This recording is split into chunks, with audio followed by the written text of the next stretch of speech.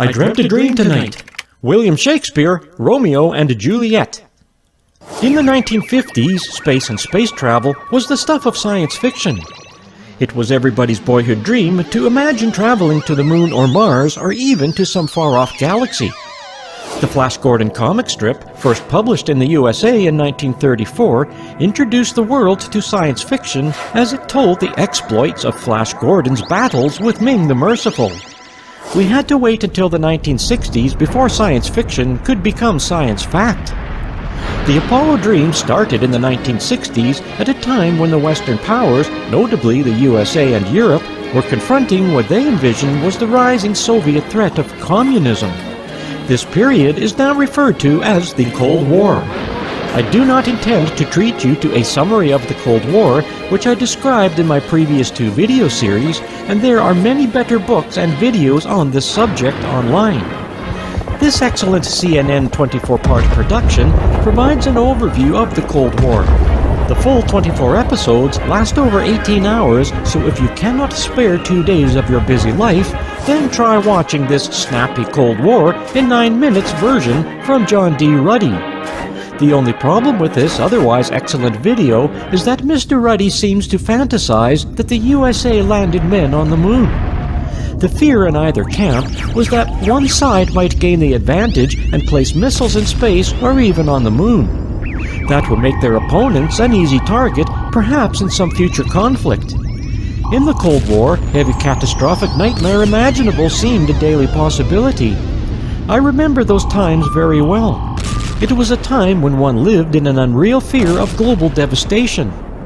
The Cold War was not a real war as we understand conventional warfare, in which battles take place and soldiers and civilizations from both sides die, or large areas of civilization are declined, as in the First and Second World Wars. So, in the absence of any battles, deaths, or destruction, it was hard to know who was winning the Cold War. The lack of a yardstick by which to measure progress in the Cold War was quickly rectified. It became clear that progress could be judged by the proxy of the development of space technology. In reality, it was an arms race somewhat disguised as a race for space in the public eye. It was a race to develop long-range ballistic missiles to carry nuclear weapons. In this respect, Russia was seen to be in the lead as they had achieved several notable firsts in space technology. The first tangible evidence of progress came on October 4, 1957, when Russia announced that they successfully launched the first artificial satellite, Sputnik 1. This satellite was a small polished aluminum sphere just 24 inches in diameter, which circled the Earth in an elliptical orbit for 3 weeks when the batteries died. It was not in a stable orbit, and it crashed back to Earth 2 weeks later. As a direct result of the Sputnik 1 satellite, President Dwight G. Eisenhower signed the National Aeronautics and Space Act establishing NASA on 29 July 1958. When it began operations on 1 October 1958, NASA absorbed the 43-year-old National Advisory Committee of Aeronautics, NACA. NACA was a federal agency to undertake, to promote, and institutionalize aeronautical research. On February 5, 1959, NASA established a working group on lunar exploration. Members of NASA, the Jet Propulsion Laboratory JPL, the Army Ballistic Missile Agency ABMA, the California Institute of Technology, and the University of California participated in the meeting. Preliminary studies showed that the Saturn booster, with an ICBM as the second stage and a center rocket in the third stage, would provide a capable carrier for manned lunar circumnavigation vehicles. It would also have the ability to carry instrumented packages of about 1 ton to land softly on the lunar surface. The report's summary states, "The present report presents ABMA's accomplishments in the study. It discusses all of the subject agreed upon by NASA and ABMA, including a recently assigned section on manned lunar landings. Many problems still exist, and further effort is necessary as described in Chapter 7 of this report. So we have the beginning of the USA's desire to land men on the moon. This intention was almost a year before President Kennedy took office on 20 January 1961, and 2 years before the historical spaceflight of Yuri Gagarin. There were ideas as far back as 1955 to build a rocket to reach the moon as described by Wernher von Braun in a movie produced by no other than Walt Disney. The real shock announcement for the USA came on April 12, 1961. The Soviet Union declared that cosmonaut Yuri Gagarin had orbited the Earth in the capsule Vostok 1. As such, cosmonaut Yuri Gagarin was the first human to reach space and return safely to the Earth. Nikita Khrushchev, the Soviet leader at that time, did not lose any time to claim that space first demonstrated the superiority of the Soviet Union in space technology. Just out of interest, it may well be that Yuri Gagarin's story was not all that it was claimed to be as described in this video from Spark, but that is another matter altogether. According to John Logston, who was a member of the NASA Advisory Council, President Kennedy had little interest in space exploration when he first moved into the Oval Office. However, the Gagarin flight worried Kennedy, and 2 days after he called in his advisors to formulate some response. He stressed that there was nothing more important than getting into the lead position in space technology. In a memo to Vice President Lyndon Johnson, he asked this question: do we have a chance of beating the Soviets by putting a laboratory in space, or by a trip around the moon, or by a rocket to go to the moon and back with a man? Is there any other space program which promises dramatic results which we could win? On 20th April 1960, he laid down the challenge to his advisors: find me a space program which promises a dramatic result and that we can win. Just 5 weeks later, on 25th May 1961, President Kennedy delivered his now famous speech to Congress declaring the intention of the USA to put a man on the moon before the end of the decade. The more celebrated version of this speech was given later at Rice University. A valuable insight into the thinking of President Kennedy can be judged by his comments in the recording of the meeting he had on 21st November 1962 with his then NASA Administrator James E. Webb. When discussing priorities in space exploration, President Kennedy emphatically states, "Everything that we do ought to be tied into getting onto the moon ahead of the Russians." President Kennedy did subsequently appear to waver the expressed doubts about achieving his goal of sending man to the moon. On 20 September 1963 at the United Nations General Assembly, he offered to mount a joint manned lunar program with the Soviet Union. In a field where the United States and the Soviet Union have a special capacity, space, there is room for new cooperation for further joint efforts. I include among these possibilities a joint expedition to the moon. Soviet leader Nikita Khrushchev rejected the proposal, agreeing that his military brass that such an effort would provide an opportunity for the U.S. military to learn more about Soviet missile programs. For Kennedy to make such an offer after his bombastic speech only 2 years earlier may indicate that Kennedy was having doubts about the U.S. achieving his stated goal and getting men to the moon and bringing them back safely. There was no question in the minds of the U.S. military leaders that Project Apollo must be a total success. It could not be allowed to fail as American prestige was at stake. It would be achieved by fair means or foul. I believe that very early on, perhaps at the very beginning, a parallel Apollo simulation project was being considered to ensure that the project was seen to be successful and that the Americans would indeed land men on the moon and bring them back safely.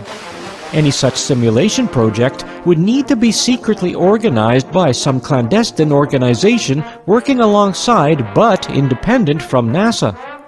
I refer to this organization as NASA X to distinguish it from the real NASA. NASA X was probably set up and run by the Defense Intelligence Agency, DIA, perhaps assisted by the Central Intelligence Agency, CIA. The DIA is an intelligence agency of the United States federal government which specializes in defense and military intelligence. It was first established on 1st October 1961 under President John F. Kennedy by Defense Secretary Robert McNamara, interestingly just 4 months after Kennedy's moon speech. So our story of intrigue and deceit begins. NASA has just 7 years to land men on the moon, and NASA X has 7 years to devise a method to convince the world that men had landed on the moon. Truth and belief. I pull in resolution and begin to doubt the equivocation of the fiend that lies like truth. William Shakespeare, Macbeth. One gigantic fraud. The Apollo project is perhaps one of the greatest frauds in modern history. When it was perpetrated back in the 1960s, there were acceptable reasons for the deceit in a world precariously balanced on a nuclear knife edge when one wrong gesture or one careless move could have resulted in the devastation of immense proportions of humankind. It was a time when technological superiority ensured some measure of safety. As such, it was a benign lie with some credible purpose. As time passes, the deceit is no longer so benign. Perpetrated over 50 years, it has grave consequences for our future. It diminishes real technological advancement, it teaches falsehoods to our children, and encourages further deceit in space exploration. If you do not believe me, then witness some of the recent dubious videos supposedly from the International Space Station. The deceit was designed at a time when open access to information was minimal compared to what we have today. It was even more credible as it was played out in full view of the public gaze. Many elements of the missions were supposedly shown live on television. How honest can you get? Nothing was kept secret, as seemingly all was exposed for the scrutiny of the media. This openness was a crucial factor in convincing the world that the Apollo missions did land men on the moon. The deceit was successful at the time, and it has remained so for over 50 years, with the vast majority of the world's population still firmly convinced that it happened exactly as portrayed by NASA. I observe that many people who claim to believe that the Apollo missions were real, when questioned, know virtually nothing about the details of the alleged moon missions. Even so, they are quick to repudiate any suggestions that they may have been so gullible as to have been deceived so easily. There appears to be a faith, a zeal, almost on a par with a cult or religion, that their beliefs should never be doubted, let alone questioned.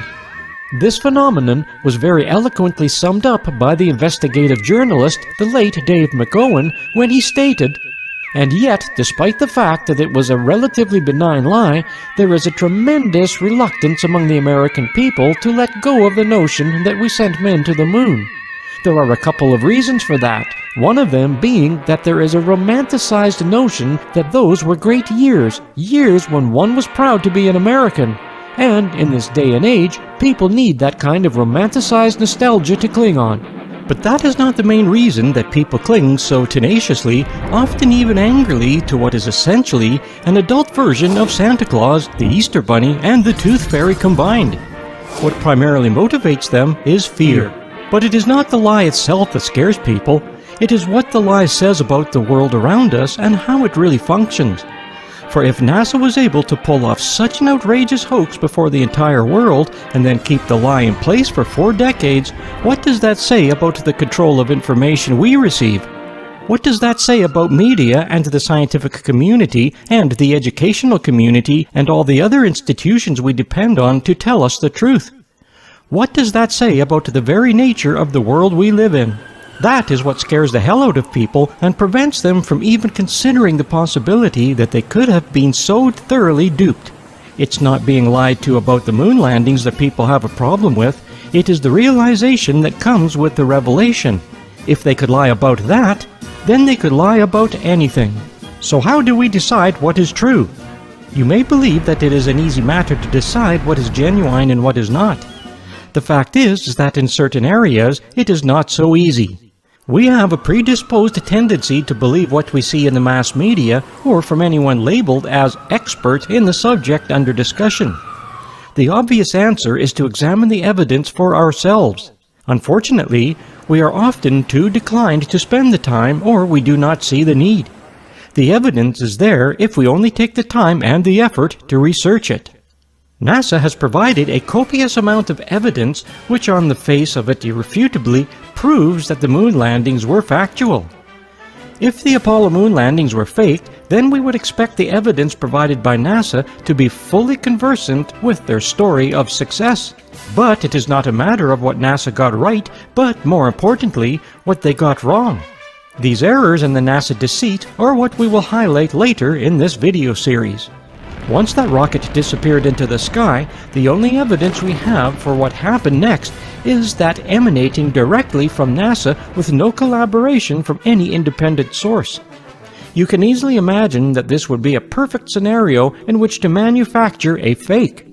There are no witnesses and no independent confirmation that the report events had taken place. Furthermore, the illusion of reality was cleverly enhanced by having live TV broadcasts from the moon, which proved to be compelling proof. As David Percy comments, "The idea that we went to the moon and that we were successful in our Apollo endeavors is so firmly embedded in the cultural lives of people on this planet that to voice the opinion that this might be untrue smacks of paranoia, and to present evidence for these doubts smacks of heresy." The question is simple: if NASA faked the moon landings and manufactured all of the evidence and photographs, videos, and mission transcripts, how could we ever prove it was a hoax? One would expect such a hoax to be perfectly fashioned, so it would be impossible to disprove and to show it was indeed a fake. But what if NASA has made some small unintentional errors in constructing the hoax? Let me employ an analogy. Like most analogies, it is not perfect, but it is robust enough to illustrate my point. 100 years ago, a previously unknown Rembrandt painting was discovered in an old warehouse. Together with the painting was also found a pile of documents which showed the provenance of the painting back to the great master Rembrandt himself. The painting was examined by experts, and the composition, technique, brush strokes, and signature had all been judged to be authentic to the style and technique of Rembrandt. A subsequent analysis of the paint pigments revealed the presence of titanium white, which was not available until the 20th century. Surely the painting must be a fake? Well, not quite. It may at first seem to be damning evidence of fakery, but it cannot be ruled out that the painting was retouched at a later date by some well-meaning restorer. So this evidence is what we may call debatable. In other words, we cannot on the face of it decide either way. However, further investigation on the canvas shows that it was a machine-woven canvas.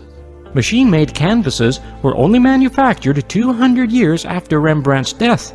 Now we have conclusive proof that the painting must have been faked long after the death of Rembrandt, when the canvas type became available. This fact is conclusive proof that the painting was indeed a forgery. When dealing with the falsification of an object or event, it is important to realize that no amount of collaborative evidence can prove that the object or event is genuine.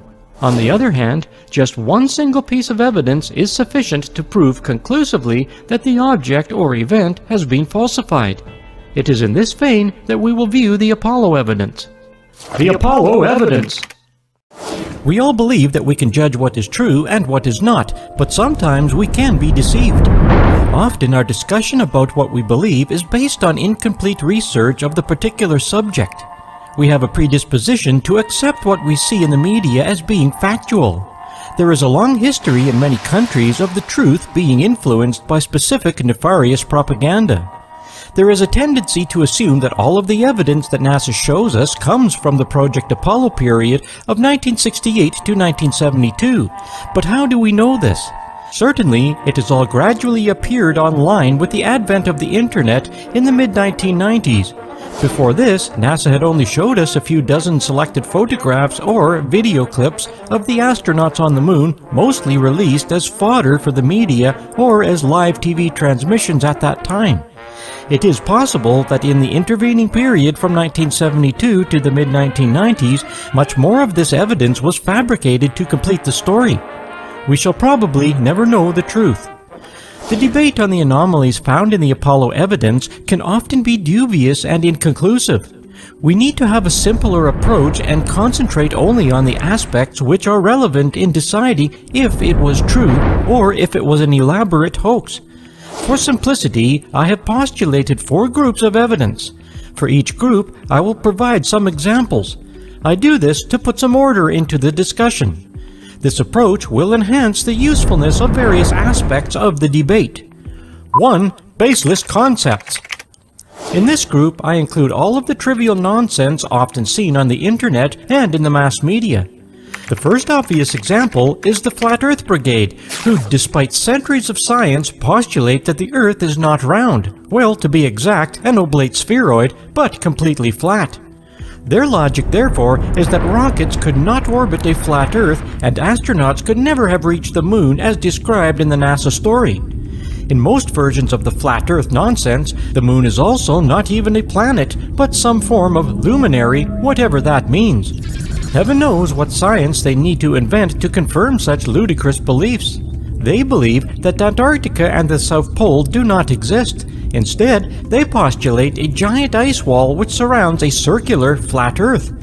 You may need a few beers to get your head around this one. Out of interest, one of the best debunks I have seen on the flat Earth nonsense is from Professor Dave. I am suspicious that the recent increase of flat Earth believers have been purposefully introduced by certain clandestine elements within the US government, perhaps the DIA or CIA. The object has been to denigrate all of the moon landing deniers by associating their beliefs with the flat Earth nonsense. It is now a widely held belief that if you doubt the official Apollo story, then you must also believe in the flat Earth theory. Unfortunately, this propaganda exercise has been extremely successful. A brief overview of the more recent growth of this flat Earth trivia is presented in this video from The Good Stuff. The second example of this nonsensicality is the fringe group who have an explanation as to why NASA has never returned to the moon for almost 50 years. They agree that the Apollo astronauts did land on the moon and return safely to Earth. However, they believe that on landing they were confronted by moon aliens who warned them never to return. A typical example of this confused thinking is illustrated in this video from Entertainment Tonight. The problem with this premise is that NASA astronauts did return 5 more times. Perhaps the aliens relented on their threat. I cannot help but think that this is also some clandestine propaganda exercise. Another cold beer, anyone? I think that we can safely disregard all of the outlandish postulations which have no evidential foundation. Debatable facts. Now we move on to more evidence-based arguments. In this second group, we can identify aspects of the skeptic's claims for which there may be reasonable alternative explanations, but no factual data to decide which alternative is the true one. The first example concerns the absence of stars in the Apollo photographs and videos. The skeptics maintain that with no atmosphere, the stars would be visible in the blank lunar sky, but we never see stars in any of the Apollo material. The counter-argument to this offered by the pro-NASA group is that the brightness of the lunar surface was such that the exposure settings used on the cameras were too brief to register the faint light from the stars, all very plausible. Without any further collaboration, it is impossible to decide what is the fact, stars or no stars. Our only witnesses to this were the Apollo astronauts themselves, and they state that there were no visible stars observable from the lunar surface. Of course, this beggars the obvious question. Why, with such a great opportunity, didn't the astronauts adjust the exposure settings on their cameras? They would have been able to capture what must have been a wondrous view of the heavens. In subsequent missions, they could have taken special cameras and film to capture these important star images. They didn't, and one wonders why not. The second example concerns the radiation from the Van Allen radiation belts. These eponymous radiation belts were first identified in 1958 by Dr. James Van Allen in a paper published in the Scientific American magazine. In this paper, he warned of the extreme dangers for astronauts passing through these radiation belts. He even estimated the amount of radiation that would be suffered by the astronauts. His calculations show that the astronauts could potentially be exposed to extremely dangerous radiation. The skeptics maintain that the Apollo astronauts would have suffered life-threatening exposure to this radiation. According to the published NASA figures, the actual radiation received by the astronauts was minimal, no more than the exposure that one would be received from a couple of chest X-rays. The pro-NASA group also state that the path taken by the Apollo spacecraft was such that the astronauts avoided much of the dangerous area of the Van Allen belts, although this is untrue. We will examine this in more detail later on in this video series. Again, it is not possible on the evidence available to determine what is fact and what is not. The astronauts have survived into normal old age. They have shown no apparent signs of illness caused by any exposure to the high levels of radiation. It could mean that the NASA figures on radiation exposure are accurate, or simply that no astronaut has traversed the Van Allen radiation belts. Mary Bennett, a co-founder of Owlist.com, has produced an in-depth assessment of the state of knowledge concerning the radiation challenge facing Orion, now renamed Artemis. What is interesting in this paper is the conclusion that the NASA published radiation dosages for the Apollo missions are out of sync with more recent data collection on radiation in space. I cannot help but feel that continuing to defend the idea of the Apollo hoax in this regime of discussion only leads to a pointless, continuously circular debate with the pro-NASA crowd. I am not in any way saying that most of these anomalies suggested by the skeptics are irrelevant, as I believe the majority have some merit. However, we do not progress the debate any further if we confine ourselves to debating in this contentious area. Improbable circumstances. The third group is interesting in that it concentrates on the elements of the Apollo narrative that at first sight appear to be highly improbable or do not in themselves conclusively prove any fakery. They nonetheless cause one to question the veracity of the story. The first example concerns the Van Allen radiation belts. These belts of high radiation were known to present a danger to the astronauts. We would therefore have expected that Apollo Mission Control would have some concerns about the safety of the astronauts as they passed through these belts of dangerous radiation. The first Apollo mission to pass through these radiation belts was alleged to be Apollo 8 on 21 December 1968. One would have expected Mission Control to be feverishly checking what level of radiation the astronauts were experiencing on Apollo 8 and how they were feeling as they were hurling through the Van Allen radiation belts. Such checks should have been crucial, as any deliberation of the astronauts to perform their tasks could have resulted in mission failure and even possibly the death of the astronauts. It may surprise you to know that as the astronauts traverse the Van Allen radiation belts, there is no mention of these belts of radiation, nor any request for Geiger counter readings in the mission transcripts. NASA state that the mission transcripts cover all communications between the astronauts and Mission Control in Houston. This omission appears to be a highly improbable event.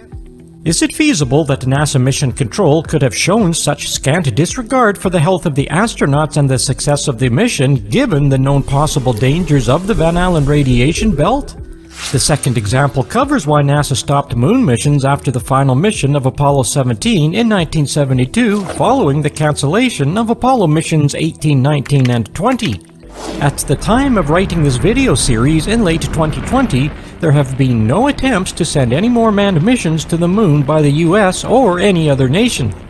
NASA has been developing deep space projects since 2004 under various names, Orion, Constellation, and now Artemis, but so far they have shown no likelihood of returning to the moon at best until 2024, as recently mandated by President Trump.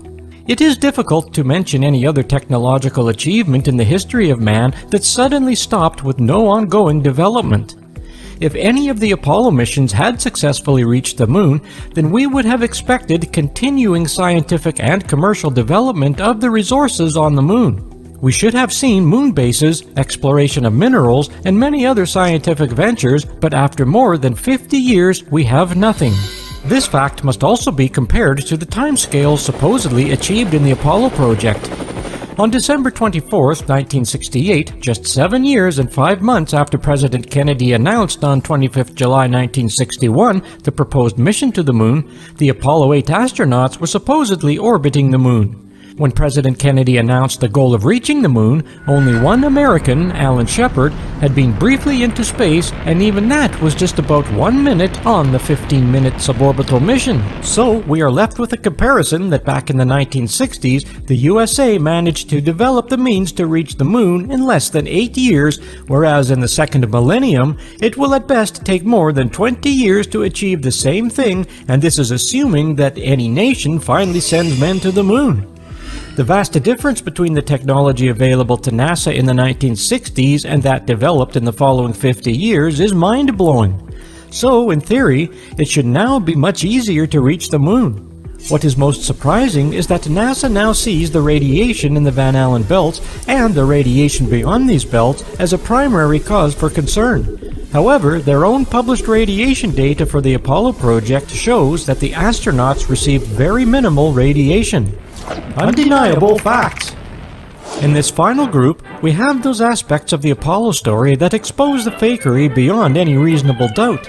It is this group of evidence-based facts that prove that the Apollo astronauts did not reach the moon or come even close, and that the clandestine elements within NASA perpetrated the moon landing hoax.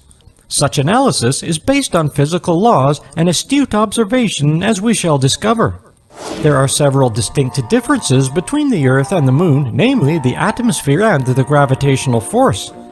It is these physical differences that can show us the real evidence of the fakery.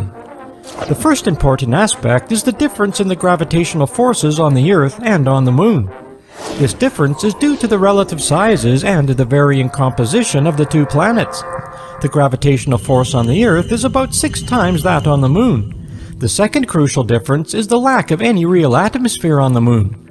Any attempts to fake the Apollo videos must account for the effects of the significant difference in the gravitational forces. NASA conducted many experiments with specifically designed equipment to simulate the reduced gravity on the Moon. NASA produced several types of harnesses and wire supports in an attempt to replicate the lesser gravity. These experiments were designed primarily to train the astronauts and to get them accustomed to the effects of the lesser lunar gravity. In all probability, these same devices were utilized to create the fake footage that NASA produced that convinced the world that they had achieved the most significant event in human history. Even though NASA cleverly tried to simulate the lesser gravity on the Moon, unfortunately for them, it is one of those areas for which we can demonstrate that the videos were faked here on the Earth. We will show this convincing evidence later on in this series, Exposing the Deceit. The second area of interest is the Moon's atmosphere, or to be more precise, the lack of it. Sound is transmitted as compression waves through our atmosphere here on Earth. On the Moon, there is no atmosphere, so there should be no transmitted sound. In case you missed it at school, here is the video of the bell jar sound experiment. In the majority of the NASA videos allegedly filmed on the Moon, there is no sound to be heard except the astronauts' conversations between themselves and with mission control. Unfortunately for the perpetrators of the fraud, there are several instances in which sound is audible, impossibly transmitted through the non-atmosphere. We will show irrefutable evidence of this later on in Exposing the Deceit. Why is such a categorization important? This categorization is important because we see that almost exclusively the pro-NASA believers restrict their discussions within Category 2 debatable facts, concentrating on a few standardized anomalies as their debunking exercise. We do not see much debate from the pro-NASA camp within the more revealing Category of 3 improbable facts, and almost nothing in Category 4 undeniable facts. There are good reasons for this, in that it is within these areas that their defense of the official Apollo story totally fails. Unfortunately, the Apollo deniers fall into this trap and obviously continue to debate within these restricted areas, which are purposefully selected by the pro-NASA camp. I believe it is time for the Apollo moon landing deniers to concentrate on asking questions within Group 3 and 4. The proof of the fakery lies within this regime and poses questions which are difficult for the pro-NASA devotees to answer. It is therefore crucial to choose this battleground rather than fall prey to the pro-NASA preferred area of debate in which they have already formulated their dubious answers.